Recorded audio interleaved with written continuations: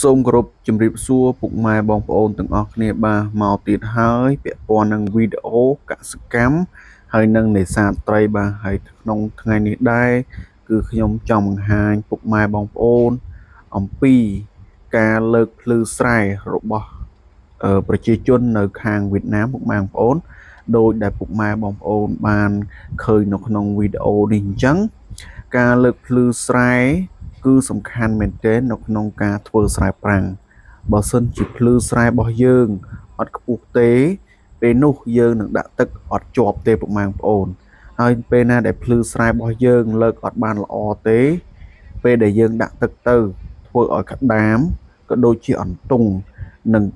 ចោះទម្លុះភ្លឺស្រែរបស់យើងហូរទឹកអស់ហើយពុកម៉ែបងប្អូនហើយការធ្វើស្រែប្រាំងនេះទៀតសោតពេលណាដែលភ្លឺស្រែដាក់ទឹកអត់ជាប់គឺយើងធ្វើអត់បានទេ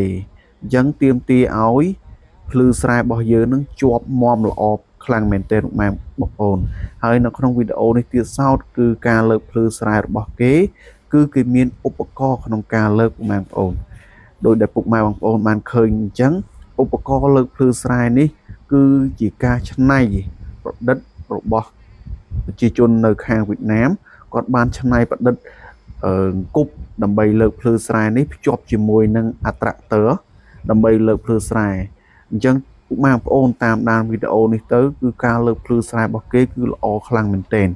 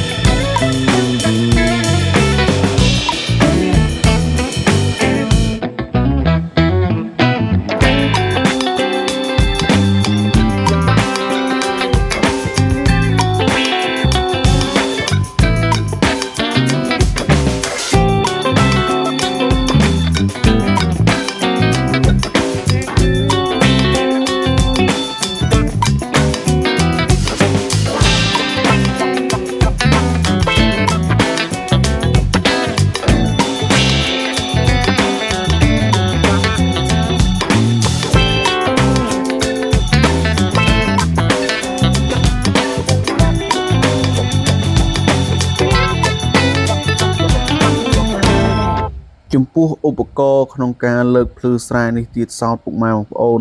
ទាមទារឲ្យយើងនឹងដាក់ទឹកចូលនៅក្នុងស្រែដើម្បីឲ្យដីរបស់យើងនឹងផុលពេលដែលផុលទើបឧបករណ៍នេះអាចលើកភ្លឺស្រែបានពុកម៉ែបងប្អូន បើសិនជាដីរបស់យើងរឹងក៏ដូចជាពេលដែលយើងច្រូតហើយថ្មីយើងលើកគឺលើកអត់កើតទេទាមទារឲ្យយើងដាក់ទឹកឲ្យដីផុលទើបអាចលើកកើត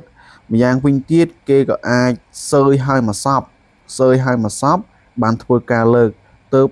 ពេលដែលយើងលើកនោះធ្វើឲ្យភ្លឺស្រែរបស់យើងលើកទៅបានល្អពុកម៉ែបងប្អូន